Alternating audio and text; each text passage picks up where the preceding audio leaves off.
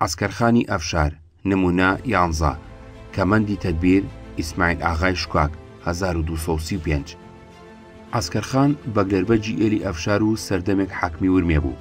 یەکێ بوو لە نۆکەرە دڵسۆزە نزیکەکانی عەباس میرزا و لە جەنگی ئێرانی ڕووسیدا 1220 یەکێ لە سەرکردەکانی هێزەکانی بوو. لە دوای هاتنی دەستەی نوێنەراتی فەڕەنسی بە سەرۆکاتی گاردان بۆ ئێران بۆ جێبەجێکردنی پێگاتنی فەڕەنسی ئێرانی فیتکنشتاین 1225 1807 و نوێکردنەوەی هێزە چەکدارەکانی ئێران، عسکەرخان کە ئەو سایەکێ لە پیاوە ناسراوەکانی ئێران بوو، جگەلەوەی بەشداری دروستکردنی فەوجەکانی پیادەی نیزامی ئازەربایجان بوو، لەلایەن فەتح عەلیشای قاجارەوە کرایە دووەمین سەفیری دەرباری قاجار لە لای ناپلیۆنی ئیمپراتۆری فەڕەنسا 1222 1226. عسکەرخان لەگەڵ خۆی بای 50,000 تومان دیاری بۆ پاریس بردبوو. پاژەوەی 4 ساڵ لە پاریس مایەوە بێ ئەوەی بە هیچ ئەنجامێکی باش بگا بە 10,000 تومان قەرزەوە گەڕایەوە. ئەو قەرزەی لەسەری کەڵەکە بوو ئەویست لە تاڵانکردنی خەڵکی کوردستان بیبژێرێ. لە پاش گەڕانەوەی عەباس میرزا کردی بە حاکمی ورمێ. هەندێک سەرچاوە ئەڵێن عسکەرخان یەکێ بۆ لە دامەزرێنەرانی کۆڕی فەرمانسوونەری لە ئێران.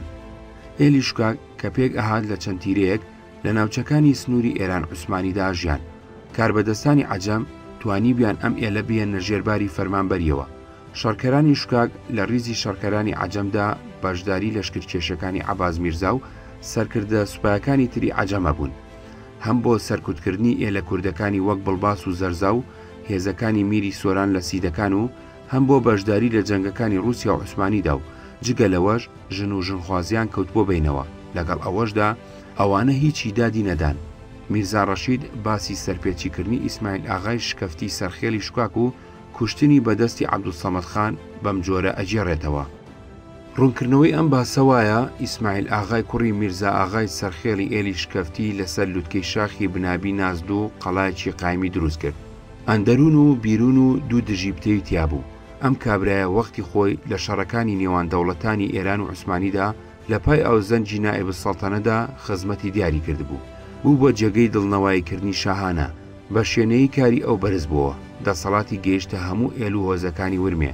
لەگەڵەوەشدا بە پێی فەرمانی دیوان ئەبوو یەکێ بێ لە ژێردەستەکانی حوسێن قولی خانی بەگلەربەک. سەبارەت بەوەی شەرارەت و جەسارەتی سروشتی هەندێک لەم جۆرە کەسانە جاروبار ئەبووە هۆی یاخیبوون لە گوێڕایەڵی فەرمانەکانی بەگلەربەجی پایەبەرز تووشی تەمێکردن و گوێڕاکێشانی توندەبوو. لە وەختی خۆیدا بۆ دامەزرانی بناغی پەیوەندی و نوێکردنەوەی ڕێوشوێنەکانی گوێڕایەڵی کچۆڵەیەکی خۆی لە فەرەجوڵڵاخانی کوڕە گەورەی عەسکەرخان مارە کردبوو. لەو حەلە بەدواوە لە سایی دەربڕین و دڵنیایی خزمەتیەوە لەگەڵ عەسکەرخان و سەختی ئەو قەڵایی پێشتر باسی کرا سەر لە نوێکەوتەوە هەڵگەڕانەوە و یاخیبوون. ڕێگەی هاتوچۆی خەڵکی بڕی کە لوپەل و بەرووبوومی چەند ئاوایەشی دەوری قەڵاکەی تاڵان کرد.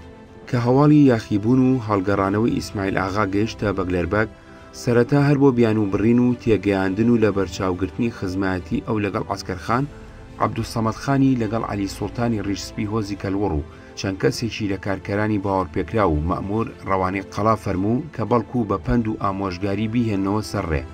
خانی ناوبراو لەگەڵ مەئمورەکان وەکو فەرمانیان پێدرا بوو چوون بۆ قەڵای ئیسماعیل ئاغا. لە قەڵاکەی خوارەوە دەستێک لە پیاوەکانی کە چەکدار و ئامادە پاسەوان بوون، ئیسماعیل ئاغایان لە قەڵاکەی سەرەوە لە هاتنی عەبدولسەمەد خان ئاگادار کرد. پاش ڕێگەدرانیان مەلا ساڵح ناوێک کە هاودەمی ئەو بوو پێشوازی لە عەبدولسەمەد خان کرد و بردی بۆ حەساری سەرەوە.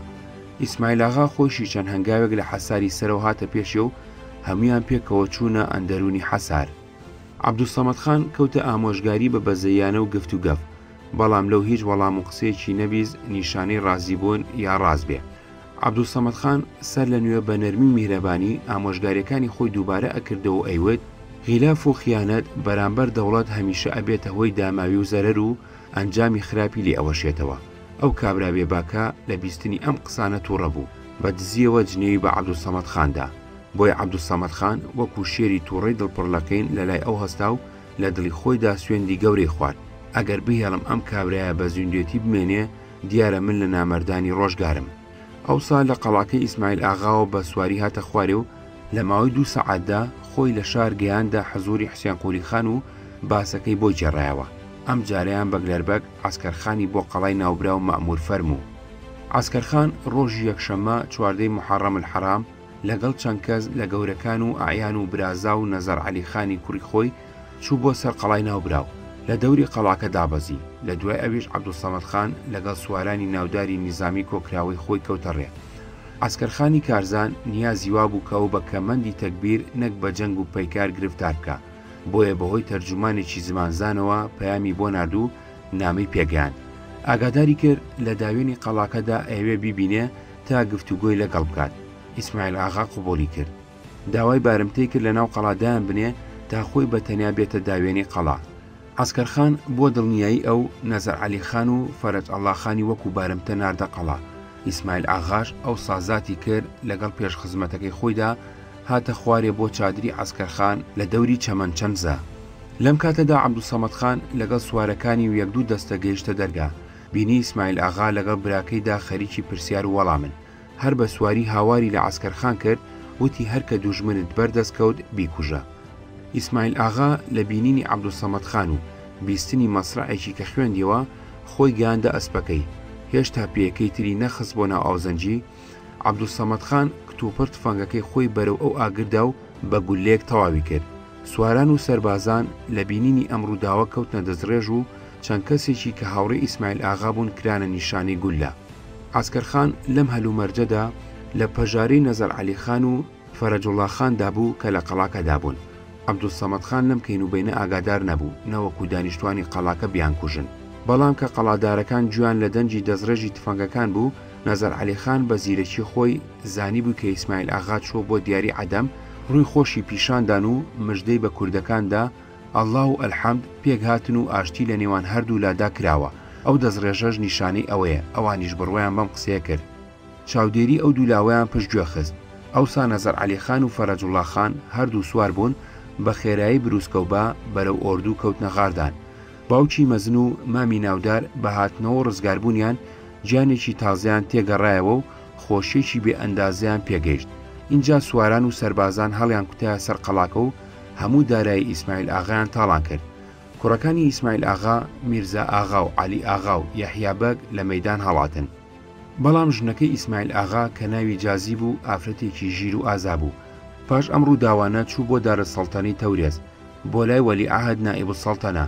بەپێی عەرزیە و عەلیخانی ئەفشارکەن سەخچی باشی دەربار بوو، بە مەئموری بۆ ورمێ نێردرا و بە لە بەرچاوگرتنی گوێڕایاڵی جۆرە پێگاتنیە کرا و گەڕایەوە. عەباس میرزا نائیبوسەڵتەنە نمونە 12 جەماعەتی ئەکراد باعیسی ڕوودانی فیتنە و فەساد 1238. ئاقا محەممەد خان یەکەمین شای قاجار بە وەجاخگوێری کوژرا چونکە بە منداڵی خەساندبیان، بەڵام خۆی هێشتا زیندوو بوو. فەتح عەلی برازای بە وەلیعەهد دانابوو، وەسیەتیشی بۆ کردبوو کە شای ئێران ئەبێ هەمیشە کەسێ بێ کە لەسەری دایک و باوکەوە لە ئێلی قاجار بێ. فەتح عەلی شای قاجار ژمارەیەکی زۆر ژنی هەبوو، هەر بەو جۆرەش ژمارەیەکی زۆر کوڕکچی لێکەوت بووە کە مرد هەر کوڕەکانی ژمارەیان بەرەو ژووری سەکەس بوو. لەناو کوڕەکانیدا لە ژیانی خۆیدا عەباس میرزای هەڵبژاردبوو بە نائیبوسەڵتەنە، واتە بە وەلیعەهدی خۆی. عەباس لە 1203دا لە ئاوایینوە لە مازندەران لەدایک بووە. لە 1213دا هێشتا تەمەنی 11 ساڵ بوو. باوکی هەڵی بژارد بە وەلیعەهدی خۆی و کردی بە والی ئازەربایجان. بۆ ڕاپەڕاندنی ئەرکەکانی سلێمانخانی قاجار ئیعتیضاد و سەڵتەنە بەلەلەی و میرزا ئیسا فراهانی میرزا بزۆرگ بە وەزیری و ئیبراهیمخانی قاجار بە سەرداری بۆ دانا. لە یەکەمین هێرشی رووسیدا بۆ سەر قافقاز 1218 عەباس کە هێشتا 16 ساڵ بوو لەلایەن شاوکرا بە سەرکردەی هێزەکانی ئێران. لە هەموو شەڕەکانی هەردوو خولی جەنجی رووسی ئێرانیدا عەباس میرزا سەرکردایەتی هێزەکانی لە ئەسۆدا بوو. ڕێکەوتنی ئێران لەگەڵ فەڕەنسا و هەوڵدانی فەڕەنسی بۆ ڕێخستنەوەی سوپای ئێرانی لەسەر شێوەی نوێی ئەوروپایی بۆ ئەوەی خۆی لەبەر گوشاری رووسیدا بگرێ کەڵکی ئێرانی نەگرت. ئێران خولی یەکەمی جەنجی دۆڕاند و بە سەپاندنی پەیمانی گوڵستان 1228 کۆتایی هات. نابەرامبەری تەرازوی هێزەکانی هەردوولا دەرباری قاجاری ناچار کرد کە زۆر مەرجی گرانی رووسی قبوڵ بکە. لەم پێگاتنەدا رووسیا دەستکەوتی ئەرزی، سیاسی، ئابووری زۆری لە ئێراندا بەدەستێنا.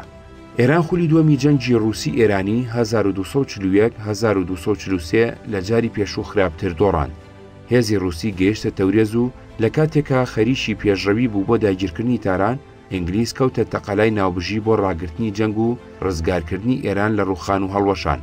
گفتوگۆی ئاشتی لە نێوان عەباس میرزا بە نوێنەرایەتی شاو جەنەرال پاسکۆڤیچ سەرکردەی هێزەکانی رووسیا بە نوێنەرایەتی قەیسەر دەستی پێکرد لە ئاوایی تورکمانچای لە باتی پەیمانی گوڵستان پەیمانیشی نوێیان ئیمزا کرد 1243.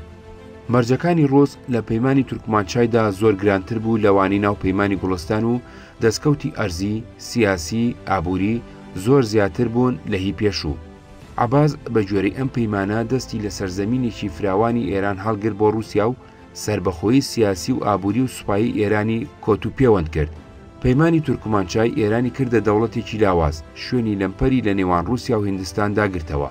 بەڵام عەباس میرزا ئەم پەیمانە زەلیلانەی بۆ خۆی بە سەرکەوتنیی گەورەدا ئەنا چونکە لە مادەی حوتەمیدا رووسیا بەڵێنیدا بوو کە پشتیوانی عەباس میرزا بکە بۆ ئەوەی شایەتی ئێران لەو و دوای ئەویش لە کوڕوونەوەکانی ئەودا بمێنێتەوە.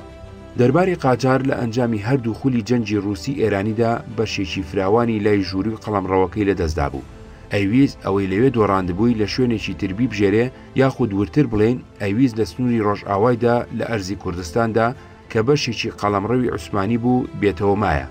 بۆ ئەوەش دەرباری قاجار ئەویست کەڵک لە کورد بە تایبەتی لە میرەکانی بابان وەربگرێ. هاوزەمان لەگەڵ ئەو ڕووداوانەدا بزوتنەوەی نەتەوەی کورد خەریک بوو پێی ئەنایە قۆناغی سەرهەڵدان و هەوڵی ڕزگاری لە دەسەڵاتی بێگانە و یەکگرتنەوەی ناوچەیەوە. لە زۆر ناوچەی کوردستاندا بزوتن و ڕاپەڕین لە پەرسەندندا بوو. هەندێکی کەم و زۆر ڕەنجی جوڵانی نەتەوەی و هەندێکی ڕەنجی یاخیبوونی خێڵەکی و هەندێکیان ڕەنجی ناڕەزایی کۆمەڵایەتی و ئابووریان پیۆ بوو. لەوانە تەقەلای میرەکانی بابان بە تایبەتی عەبدوڕەحمان پاشا و مەحموود پاشای کوڕی، تەقەلای میری سۆران یاخیبوونی ئێلەکانی دونبولی، حەیدەرانلوو، سیبکی، زیلان، جەلالی، بڵباز، شکاک. دەرباری قاجار لە هەرێکێ لەم ڕووداوانەدا بە جۆرێ تێکەڵاو بوو بەشداری سەرکوت و تێکشکاندن و لە ناوبردنی کردن. عەباس میرزا چوارچێوەی سیاسەتێکی کوردی داڕشت بوو کە جۆری بۆچوونی دەرباری قاجاری بەرامبەر مەسەلەی کورد بە گشتی دیاری ئەکرد و چۆنایەتی ڕەفتارکردن لەگەڵی دەرەخست. ناوکەکەی بریتی بوو لەوەی چۆن بتوانن کورد لە ململانی ئێرانی عوسمانیدا بە چاکترین شێوە بە قازانجی خۆیان بەکاربێنن. عەباس میرزا نامەیەکی درێژی بۆ فەتح عەلیشان وسیوە سیاسەتی کوردی خۆی ڕوونەکاتەوە لەبەر گرنگی نامەکە وەکو خۆی لێرەدا ڕایگوێزین. عەرزی نوابی نائب السەڵتەنە دامە ئەیام ئەجلاله ئەمەیەکە لەبەر ئەوەی هەموو دەوڵەتانی کافر لەم سەردەمەدا خەریکی ئاشتی و سازانن منی ژەمیشە هەوڵ و تەقەلامە و تەلاش و ڕەنجم لەو بوارەدا بۆ ئەوە بووە کە ناکۆشی لە نێوان دەوڵەتی ئیسلامدا نەمێنێ. تا ساڵی پار کار لە ئاشتی پێگاتن ترازا و ماوەی سازان نەما. دوای پێشڕەوی موش و بایەزید و ئەرجیش کە گەڕاینەوە تەورێز لە لای خۆمەوە قایمقامم بە نیازی سازان نارد. ئەوان وەڵامی ڕاستیان نەدایەوە. چەند جار لە گۆشە و کەنارەوە لە دەرگای ئاشتیماندا، بەڵام بە هیچ جێگەیەک نەگەیشتین. تا ئەم ساڵ بە خواستی خوا و بەختی شاهنشاه گیانی هەمومان بە قوربانی بێ تووشی ئەو تێکشکانە بوون. دوای ئەوە دەست بەجێ خەڵکمان نارد، لە لای خۆمانەوە بە ئاشکرا داوای ڕێکەوتنمان کرد. دوایتر میرزا تەقیمان نارد و ئەو خزمەتە پیرۆزەمان پێسپارد. ئەویان ناردەوە و بەڵێنیشیاندا بووە لە ماوەی چند ڕۆژدا وەڵام بدەنەوە، بەڵام بەجیان نهێنا. سەرڕای ئەمەش دیسان چەند جارێ لە ڕێگەی ئینگلیزەکانەوە بەهۆی ئیلیچیانەوە لە ئەستەمبوڵ ئەوەمان دەربڕیوە، بەڵام تا ئێستاش بە هیچ جۆرێ وەڵامی ئەوان نەگەیشتووە، بەڵکو لە هەموو لایەکەوە بە گەرمی خەریکی خۆسازدانن بۆ جەنگ و هیچ نیشانەیەکی ئاشتی و سازین دیار نییە. لەگەڵ زانینی ئەمەدا هەر کات ئێمەش کەنۆکەرانی ئەم دەوڵەتە و سنوورداری ئەم مەملەکەتەین ئەگەر بە هیوای ئاشتی پاڵی لێ بدەینەوە خۆسازدان پشتگوێ بخەین ئەوە پێچەوانی بەرژەوەندی دەوڵەتی قاهیرەیە. بۆیە لە ڕووی شارەزای و دڵسۆزیەوە بە ئاشکرا ئەم مەسەلەیە عەرز ئەکەم. ئەگەر لەلایەن ئێمەوە پێشدەستی نەکرێ مانجی دووەمی بەهار نەچینە ناو خاکی دوژمنەوە ئەوەندە دواب بکەوین تا جەوزا و سەرەتان بگا قشون و تۆپخانە و هێز و خواردەمەنی ڕۆمی لە هەموو لایەکەوە کۆب بێتەوە و کوردەکان خێزان و ڕان و ڕەوە و کەلوپەلەکانی خۆیان لە کوێستانەکان و هەوارەکاندا بمەزرێن و سوارە و سوپاییان لە هەموو لاوەک و مێرولە و کولە هێرش بێنن. ئەوسا ئەگەر بمانوێت جەنگ بکەین یاخود بمانوێت ئاشتی بکەین کارەکە گران و چارە دژوارە بێ.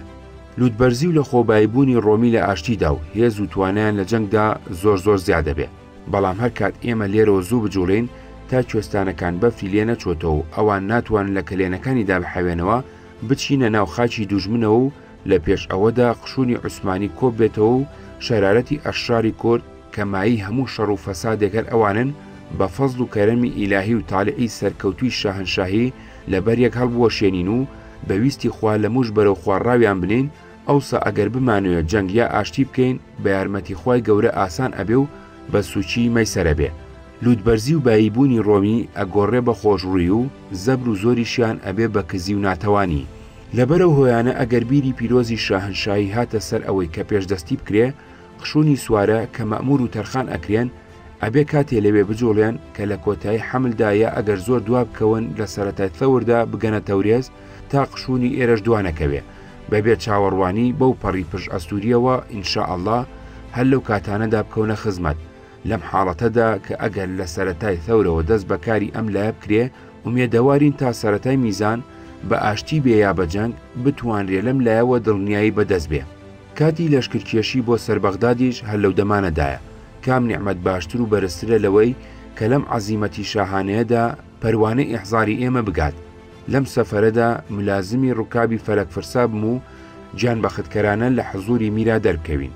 لەبارەی جوڵانی مەوکیبی گیانگرەوە فەرمانی ئەشرەفی هومایۆنە، بەڵام لەبەر ئەوەی لە ڕووی کەمالی عاتیفەتەوە لە ئێمە پرسیارتان فەرموو بوو بە پێی فەرمانی باڵایان عەرز ئەکرێ کە مەوکیبی پیرۆز هەرچی زووتر لە سوڵتانیەوە بکەوێتە ڕێ بۆ سازدانی سوپا و کۆکردنەوەی سەربازانی سەرکەوتوو پەنا بۆ احتیسابی ڕووس و ڕۆم و دڵنیایی ویلایەتەکانی سنوور باشتر و خۆشترە. بەڵام بە دیارە لە پاژمانجی شەوالدا زۆر زووە و ئەو کاتانە زۆر پیرۆزە و لە هیچ جێگەیەکەوە کۆسپ و گرفتاری نابێ، بگرە پێشکەوتنی هەموو کارەکان بە جۆرێک کە چەندین جار تەجروبە کراوە. تاڵعی هۆمایانی لە زیادبوونی شاهنشاهیە کە بە فەزڵ و تەئید تەوفیقی ئیلاهی تیشکی چاودێری سوڵتانی لە هەر کەس بدات و ڕووی جوڵانی پیرۆزی بگاتە هەر لایەک هەر کاتێک بێتە پێشەوە بێ زەحمەت و پەشۆکان و بۆ پێشەوە ئەڕوا. لەبەرەوەی قەول وایە هەر بڕیارێک دەربارەی ئەو لایە بدرێ بە درێژی عەرزی خاچی پێی پیرۆزی بکرێ ئەوەندە ئەخرێتە بەرچاو کە حکوومەتی شارەزور و بابان و دەور و پشتەکانی بە گوێرەی ڕێگەپێدانی پیرۆز دراوەتە محەممەد پاشا، مەبەستی مەحموود پاشای کوڕی عەبدوڕەحمان پاشایە. دڵنیایی لە ڕاستی باوەڕ و خزمەتگوزاری ئەو کە ئەبێ ئێستا و پاشە ڕۆژبەدی بێت بە چەند شتێک ئەهێنرێتە دی کە وایەکەیەکە عەرز ئەکرێ. یەکەم، گلدانەوەی بارمتە لەبەر ئەوەی کوڕە باشەکانی ئەو عوسمان بەگ کە هەردووکیان لە کرماشان بوون لەگەڵ ئەوەشدا ئەم سەرپێچیان بە 1-2 ساڵدا کرد. گلدانەوەی ئەم جۆرە بارمتەیەم بە مایی دڵنیایی نەزانی و بڕیاری ئەوەمدا لە کاتی سەفەری خێری ئەسەردا عوسمان بەگ خۆی لەگەڵ 1000 سوار یا زیاتر لە عیان و گەورە زادەکانی بابان ئینشاءالله تەعالا لەگەڵی بخاو لە پێشڕەوی سوپای سەرکەوتوودا بە ڕاشکاوی و ئاشکرا دژی سوپا و سەر عەسکەری عوسمانی بجەنگن. دووەم، بە ئاموشۆی محەممەد پاشا و عوسمان بەگی برایی کە ماوەیەک بەر لە ئێستا عوسمان هات مانگێک لە تەورێز مایەوە، شەوی جەژن پاشا خۆی تکای کردووە ئینشاءالله تەعالا دێت. ئەو کە ڕۆژ دیسان عوسمان بە فەزڵی خوا دێتەوە.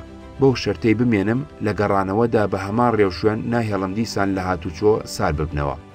سێم، سەر ڕایهەبوونی قشون و سوپای ئیستیعدادی دەوڵەتی قاهیرە لە ویلایەتی بابان کە تا ئێستا ئیبراهیم خانی سەرتیب کە چەند جار لە تاقم و سوپای بابان زۆرتر و زاڵترە و لەو شوێنانە بووە لە ڕۆژانی سەفەریشدا باوەڕپێکراوی لەوێدانێم و ئەوەندەی قشون کە لە غازیانی سەرباز و سوارەی ڕووکاوی بە ساغڵ لەوێدا بنێم لە باتی ئەوان لە سواری بابان و بڵباس و هیتر ئەبم بۆ سەفەر. لە ڕاستیدا خەڵکی کوردستان و ئەردەڵان و سابڵاغی موکری هەمویان پشتگر و یارمەتیدەر ئەبن و ئەگەر بە قازانجی دەوڵەتی بزانن ئیشارەتی خدێویانە سەبارەت بە یارمەتیدان لە کاتی پێویستدا فەرمونون. چوارەم، هۆی سەرەکی پەژارەیە کە کەسانی وەکو محەممەد پاشا هەیانە لەوەیە کە باری سنجینی درا و کەلوپەل و تەمع و تەواقوع بخرێتە سەرشانیان و لە عودەینێن و بەڵێن و گفتێک بدەن و دوای بۆیان جێبەجێ نەکرێ و لە هەردوو لاو ببێتە هۆی ترس. ئێمەش ئەلحەمدولیلا نەبارێکمان خستۆتە سەرشانی ئەو و نەتەمع و تەوەقوعێکمان هەیە. ئاسان پێشکەشی سەرکاری پیرۆزیش کە لە حەزرەتی هۆمایاندا نەختینەمان گرتووەتە خۆ ئینشاءالله تەعالا ئەیدەین.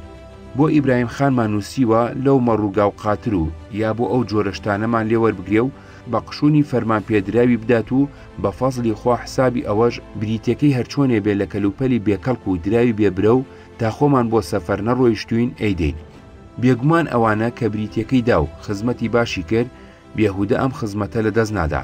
پاشدانی پارەکە پێچەوانەی ڕێوشوێنێک ناجوڵێتەوە کە ببێتە هۆی ناڕەحەتی بیری هومایۆن. پێنجەم، ویلایەتی شارەزور و کۆی و حەریر لە سێلاوە بە سابڵاخ و ئەردەڵان و سنوورەکانی کوردستان و کرماشانەوە بەسراون کە مەملەکەتی پارێزراوی سەرکاری شاهنشایە و لایەکیشی بە شوێنی دەسەڵاتی وەزیری بەغدادەوە بەسراوە. لە هەر ڕێیەکەوە ئاژا و فەسادێک لەو لایەتە و ئەم تایفەوە بگات تەنیا لەو لایەوە و بەس. ئەو لایەش لەم کاتەدا کە ئیبراهیم خانی سەرتیپ و محەممەد پاشا تا مووسڵ ڕۆیشتون و کەرکووک و هەولێر و پردی سوور غاشیەی دڵسۆزی و گوێڕاڵیان دەربڕیوە، وەزیری بەغدادیش بە جۆرێ خزمەت و سازدانی پیشانداوە کە تا ئێستا دووسێ جار پیاوی ئەو هاتوونەتە لای سەرتیپ و محەممەد پاشا و بە پێی نامەیە کە نووسیبیان بە گشتی کارەکانی ئەوێ ئەڕوا. ئەگەر لە پێشچوونی ئێمەدا بۆ سەفەر ئینشا ئەڵڵا تەعالا بە شێوەیە کە بە مەبەستی ئەولیای دەوڵەتی قاهیرەیە کاری بەغداد و وەزیر بۆ پێشەوەچوو لەو لایەشەوە دڵنیا ئەبین و ئەویش لە حکمی ویلایەتی مەحروسی شاهنشاییدا ئەبێ و هەر کاتێ پێشکەوتنێ پێک هات عەزمێک کە لە کاری بەغدادا مەبەستی هیمەتی بەرزی سوڵتانیە لەو بەهار و هاوینەدا کاروباری ئەوێ بەلادا ئەخات. ئەگەر ناتەواویەک بمێنێ لە فەسڵی پاییزدا، ئەگەر بژین لە کاتی گەڕانەوەی ئێمەدا ئینشاءالله ئەتوانین زستان لە گەرمیانی عێراقی عەرەبدا بەسەر بەرین و بەغداد ئێستا لە سایسەری هومایۆنەوە ئەو توانایی نەماوە بەرگەی هەڵمەتی لەشکری جیان ئاشوبی شاهنشاهی بگرێ. عەبدوڵڵا پاشا کە گەورەترین و بە ساڵاچووترین پاشایانی بابانە لەگەڵ هەزار ماڵی ئێلی بابان کە زۆریان لە پیاوی ناسرا و ئاغا و گەورەکانیان لێرەن، بەو پەڕی ڕێز و بەرزیەوە گلمانداونەوە و بەتەما هەین لەم ڕۆژانەدا لە دەوروبەری سابلاغ بەش و تیوری بدەینێ، لەبەر ئەوەی ئەبێ هەر کەسێ لە ئەهلی ڕۆژگار بە ترس و هیوا گل بدرێتەوە. ئەم ڕێگەیەش ترسی مەحموود پاشا بێ. بەپی ئەم ڕێوشێن و شێوەیە کە بە درێژایی خرایە بەرچاو ومێدم وایە لە کاتی لێرە نەبوونی ئێمەدا لە کاروباری ئەم لایەدا هیچ شەوتی و کەم و کوڕێک ڕوونەدا. بە فەزلی خودا و باتنی ئومەی ئەطهاری متەوەکیلین و بە ئیمدادی تاڵعی ئەغدەسی هۆمایان متەوەسلین ئەو تەکبیرەی بەبیری ئێمەدا هاتووە بەم درێژیە ڕوونمان کردوێتەوە ڕوونیەکەینەوە. ئینشاءالله لەگەڵ تەقدیر موافق ئەبێ و تکام وایە هەریەکێ لەو بڕگانە بگاتە بەر خاتری عەرشڵمەظاهیری وەحی و تەنزیل بە ئیرشاد و هیدایەتی بفەرمون و نامەی پیرۆز زۆرتر بگات کە هیچ کاری بێ ئیجازە و عەرزی شەهریاری نەکرێ. لەم نامەیە چەند مەسەلەیەکی سەرەکی هەڵ ئەهێنجرێ. یەک، چۆن ڕەفتار لەگەڵ کورد خۆی بکرێ و ئارام بکرێتەوە. دوو، چۆن وەکو هێزێکی جەنجی و سیاسی لە ململانی ئێرانی عوسمانیدا لە کاتی پێکادانی چەکدار و لە کاتی گفتوگۆی سیاسیدا بەکاربێنرێ. سێ، چۆن کەڵک لە دادۆشینی توانای ئابووری کوردوەر بگیرێ بۆ ئاسانکردنی کاروباری لۆجستیکی. چوار، چۆن سیاسەتێکی دووڕوانە لە مەسەلەکەدا بجێڕێ لە لای مەزنەکانی کورد بە جۆرێک و لە لای دەوڵەتانی تورک و ئینگلیز بە جۆرێکی تر. کێشەی بابان تەنگ و چەڵەمەیەکی قوڵی لە پەیوەندی عوسمانی ئێرانیدا دروست کرد. مەڵبەندی بابانیش بوو بە یەکێ لە مەیدانەکانی پێکادانی خوێناوی هەردوو هێزی ناوچەکە و کۆتایەکەشی بە پەیمانی یەکەمی ئەرزڕۆم 1238 و پەیمانی دووەمی ئەرزڕۆم 1263 هات. ئەم دوو پەیمانە پەیوەندیەکانی ئێران و تورکیایان ڕێخستەوە، کێشە ئەرزیەکانی سنووریان بەلاداخست و بنچینەی سیاسەتی هاوبەشی هەردوو دەوڵەتی بەرامبەر مەسەلەی کوردانە. یەکێ لە ئەنجامە ڕاستەوخۆکانیشی لە ناوبردنی ئەمارەتە ئۆتۆنۆمەکانی کورد بوو. دووڕووی سیاسەتی عەباس میرزا و کاربەدەستانی تری دەربار لە نامەکانیاندا بەرامبەر بە کورد زۆر ئاشکرایە. لە کاتێکا بەریتانیا خەریکی ناوبژی ئاشتی بوو لە نێوان دەرباری قاجار و بابی عالیدا، نوێنەرانی هەردوو دەوڵەت لە ئەرزڕۆم خەریکی گفتوگۆی پێگاتن بوون. چەندین نامە لە نێوان عەباس و فەتح عەلیشا و کاربەدەستانی تورک و ئینگلیز و نوێنەرەکانی خۆیدا هاتووە و چووە. لەم نامانەدا بەڕوونی سیاسەتی کوردی دەرباری قاجار ئەخوێنرێتەوە. عەباس میرزا کە خۆی بەڕێوەبەری ناکۆچی ئێرانی عوسمانی بوو، لە سەردەمی جەنگ و لە کاتی گفتوگۆی ئاشتیدا لە نامەکانیدا ڕوونیەکاتەوە. فەتح عەلیشا لە نامەیەکدا کە لە 1221دا بۆ وەزیری بەغدای نووسیوە، عەبدوڕەحمان پاشای بابان بە عالیجا، ڕەفیع جایگا، عیزەت و نەبالەت هەمرا، فەخامەت و بەسالەت ئینتیباه، ئیخلاس و ئیرادەت ئاگا، ئەمیر الئومەرا العوظام، عەبدوڕەحمان پاشای حاکم قەلعە چوالان ناوەبە. عەباس میرزا لە نامەیەشیدا بۆ مەحموود پاشای بابان بە عالیجا، ڕەفیع جایگا، مەجدەت و مەناعەت پەنا، فەخامەت و نەبالەت ئەکتینا، ئیرادەت ئاگا، میری میرانی عوظام، محمود پاشا حاکمی سلێمانی و بابان و شارەزۆر ناوی ئەبا. محەممەد عەلی میرزاش لە نامەیەکدا کە لە 1235دا بۆ قاسم ئاغای گەورەی ئێلی حەیدەرانلووی نووسیوە بە عالی شەئن، ڕەفیع مەکان، عیزەت و مەناعەت بنیان، سونی القەدر وەلمەکان، ئیخلاص و ئیرادەت نەشان، عومدەت الئەعیان، وزبدة العشائر والأركان قاسم ئاقا سەرخێڵ تافە حەیدەرانلو. کەچی عەباس میرزا لە محەڕەمی 1238دا لە نامەیەکدا کە بۆ لۆرد سترانفۆرد سەفیری بەریتانی لای بابی عالی 1825-1830 نووسیوە ئەڵێ هەندێ مەسەلەمان بە پایەبەرز جۆرج ویلۆک نوێنەری بەریتانیا لای دەرباری قاجار فەرموو بوو تا بەو پایەبەرزە مەبەستی کانینگە ڕابگەێنێ بۆ ئەوەی ئاگادار بێ لەو ڕووداوانەی لە ماوەی ئەم دوو ساڵەدا لە نێوان ئەم دوو دەوڵەتە قەوماون و فیتنە و نیفاقیان لێ پەیدا بووە. بۆ ئەوەی ئەو پایەبەرزە ئاگادار بێ هەموو ئەو جەنگ و داعوا و ئاشوب و غەوغایی لە نێوان ئەم دوو مەملەکەتەدا ڕووی داوە یا هەرچەند ویست و ئارەزووی ئەم دەوڵەتە نەمرە کە ئێستا دیسانەوە خەریکی سازین و وازێنانن لە شەڕ هاتبێتە سەر سۆڵح ڕەفتار و کردداری لە کوردانی بەدنیهاد و دانیشتوانی ئەو لای سنوورەوە بۆ گەرمکردنی هەنگامەی فەساد ڕووی داوە.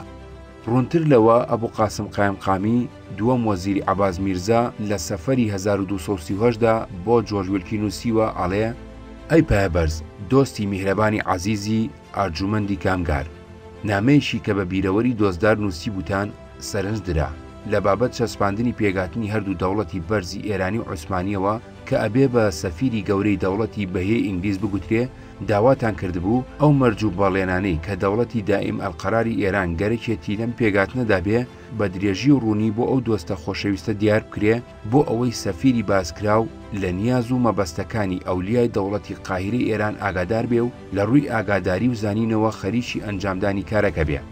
دۆزدار ناوەڕۆکی نامەی ئەو دۆستە خۆشەویستەی بە عەرزی خاچی پێی ڕۆشنی نوابی ناوازە وەلی ئەحەدگیان ئەوانیش فەرمیانە کە ئەو شەرت و ئاهدە گشتیانی ئێمە هەمانە بریتین لەوەی هەرچی بۆتە هۆی تێکدانی بینی دوو دەوڵەت و دوو مەملەکەت ئینشاءڵڵا تەعالا ڕابگیرێ بۆ ئەوەی مەسەلەی دۆستی و ئاشتی بە فەزلی خوا بگەڕێتەوە دۆخی جارانی و لە سەرەتای دەستپێکردنی ڕێکەوتنەوە هەردوو لە سەفیری دەسەڵاتداری خۆیان دیاری بکەن بۆ ئەوەی شەرت و ئاهدی جوزئی لە ناو هەردوو سنووری دراوسێدا بە ئیزن و دەسەڵاتی تەواو لەلایەن هەردوو دەوڵەتەوە ئەنجام بدەن. لەبەر ئەوەی شەرت و ئاهدی گشتی ئێمە ڕەفع و دەفعی ئەو شتانەیە کە لە سەرەتاوە بوونەتە هۆی تێکدانی بینی هەردوو دەوڵەت بۆیە پێویستە ئەم شتانە بە درێژی لەو دۆستە بگەێنین. یەکەم شتێک کە بوو بە باعیسی ڕوودانی فیتنە و فەساد لە بینی هەردوو مەملەکەتدا ئەوە بوو کە جەماعەتی ئەکراد لە هەردوو دیوی سنوورەوە کەوتنە نانەوەی ئاژاوە و پاشایانی سنوورەکانیش داڵدەیاندان و شوێن و جیاندانێ هەموو ڕۆژی عەزێت و ئازار لە دەغەڵی و ڕێگری مەرعایی مەمالیشی مەحروسەی ئێران ئەگەیشت لەلایەن سەرعەسکەرەکانەوە ڕەفعی ئەم فیتنە و ئاشوبە نەئەکرا تا لە ئەنجامدا بە ناچاری کارگەیشتە شەڕ و پێکادان. ئێستاش کە بناغەی ئاشتیدا ئەنرێ ئەبێ ئەو ئێلات و کوردانەی کە لە ڕۆژانی شەڕدا یان لە پێش ئەوەدا لە مەمالیشی مەحروسەی ئێرانەوە ڕۆیشتون بۆ ویلایەتی عوسمانی هەمویان بجێڕنەوە لێرە بە دواوەش داڵدەیان نەدەن و ڕێیان پێ نەدەن و ڕێیان نەگرن بۆ ئەوەی بە یەکجاری ئاشوب و فەساد لە نێوانی دوو دەوڵەتی جاوید بنیادا ڕەفع بکرێ. دووەم شتێکە بوو بەمایی ناخۆشی نێوان هەردوو دەوڵەت ئەو ڕەفتارەیە کە لەگەڵ حاجی و زائیر و بازرگانانی ئێرانیە کرێ. سێم هەندێک جار جەماعەتی عوسمانی و ئەکراد لە لای ئەرمینیا و بەغدادەوەتی ئەپەڕن و دەست درێژیەکەن لە پاش ئەوەی پێگاتین ئەبێ بەجاری ئەوە ڕابوەستێ و وازی لێ بهێنن. قایمقام لە نامێشی تردا بۆ سەرعەسکەری ئەرزڕۆم نوێنەری دەوڵەتی عوسمانی بۆ گفتوگۆی بەستنی پەیمانی ئەرزڕۆم ناوی کورد بە فیتنەجوو یان ئەکراد و سایر ئالل فەسادەبا.